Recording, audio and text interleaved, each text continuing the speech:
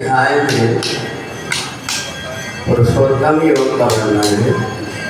शरीरम यद्वाप्नोति यच्चामुत्क्रामतीश्वर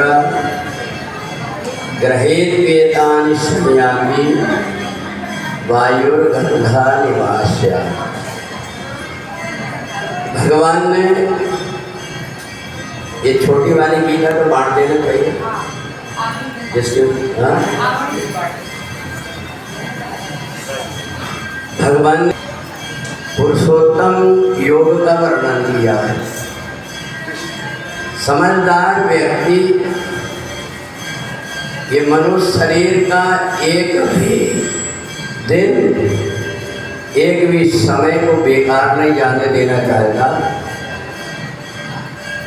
वो जो कुछ भी कर्म करता है ये सोच करके करता है कि आज मैं जो कुछ कर रहा हूँ ये मेरे आगे का काम आएगा। क्योंकि जब ये शरीर छूटता है तो मन और इंद्रियों के साथ में जीवात्मा दूसरे शरीर में प्रवेश करता है। जैसे फूल के बगीचा से गंध हवा उड़ा करके ले जाती दूसरे स्थान में, ऐसे ही ये जीवात्मा अपने साथ में मन और इंद्रियों के द्वारा जो कुछ भी कर्म किया जाता है इसके पुण्य और पाप को अपने साथ में ले जाता है।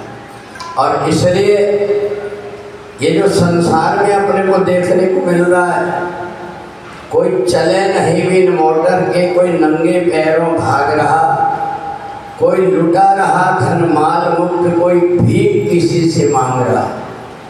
ये जो कुछ भी हमें भेद दिखाई दे रहा है ये पहले जन्म का उसने जो लेकर के आया है उसके अनुरूप ये सब कुछ मिला हुआ है। जो व्यक्ति स्वर्गलोक से आया हुआ है उसके व्यवहार को देख करके पता लग जाता है कि ये व्यक्ति स्वर्ग से आया है। जो मीठी वाणी बोलता है, दूसरों को कष्ट ना हो इसका ध्यान रखता है, भगवान का भजन करता है और पवित्रता से रहता है, तो समझ लेना चाहिए वो स्वर्ग लोक से आया हुआ है। और जो व्यक्ति दूसरों की निंदा करता है, दूसरों की चुगली करता है, दूसरों से ईर्ष्या और द्वेष करता है, समझ लेना चाहिए कि वो व्यक्ति नरक से आया हुआ है या फिर 84 लाख योनियों में भटकते रहा। और इसलिए यहाँ से जब व्यक्ति संसार से विदा होता है तब भी ये पता लग जाता है कि ये व्यक्ति स्वर्ग गया है कि नरक गया है। आप कैसे पता लगाओगे? पता ऐसे लगता है जिसके मरने के बाद लोगों को पछतावा लगता है कि बड़ा सज्जन आदमी था। मरने के बाद में भी जिसकी बड़ाई करते हैं समझ लेना कि वो व्यक्ति स्वर्ग गया। अब मरने के बाद जिसको गालियां देते हैं समझ लेना कि वो व्यक्ति नरक गया। तो इसलिए पुरुषोत्तम योग में भगवान ने कहा कि ये जीवात्मा यहाँ आकर के जो कुछ भी कर्म करता है, इंद्रियां उन कर्मों के सूक्ष्म फल को अपने साथ रखती है। और जब शरीर छूटता है तो दूसरे शरीर में यही इंद्रियां, आज जो हमारी इंद्रियां हैं यही इंद्रियां जाकर के दूसरे शरीर में प्रवेश कर जाती है। शरीर का जो पंच भौतिक शरीर है, पृथ्वी जल अग्नि आकाश वायु से बना हुआ शरीर अपने अपने तत्वों में मिल जाता है।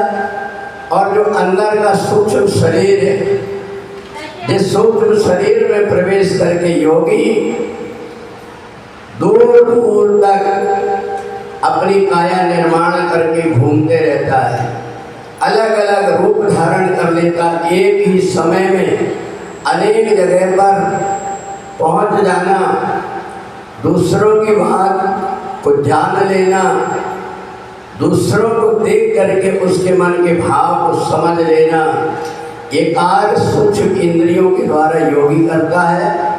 तो इसलिए पुरुषोत्तम योग में भगवान कहते हैं अभी जो कुछ भी कर्म कर रहे हो सावधानी से पहले देख लो कि जो मैं कर रहा हूँ ये उचित है कि अनुचित। ये मत देखो कि मेरे को कौन देख रहा है कौन नहीं देख रहा है।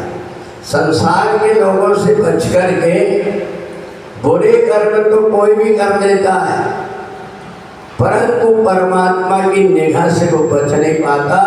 इसलिए जो ये मानता है कि मेरे प्रत्येक कर्म को परमात्मा देख रहा है, ऐसा मान करके जो व्यक्ति कर्म करता है समझ लेना चाहिए कि वो सावधान व्यक्ति है, पुरुषोत्तम।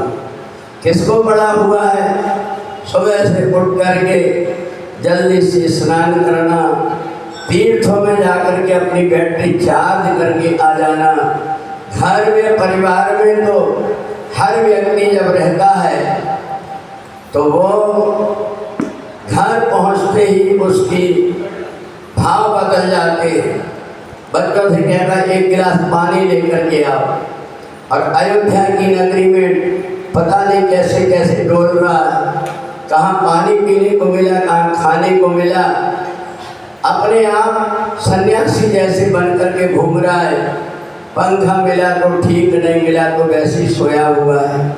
ये सब जो कुछ भी पुण्य कर्म हम करते हैं या परमात्मा किसी निमित्त करवा लेता है।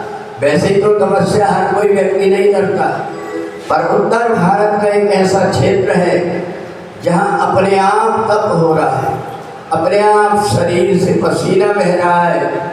और इसलिए जो योगी संत महात्मा जंगलों में पहाड़ों में आग जला करके और तपस्या करते हैं, वो सहज में ही भगवान की कृपा से व्यक्ति को तपस्या हो रही है, जिससे कि सब प्रकार के पाप दूर होकर के अंतःकरण पवित्र हो जाए।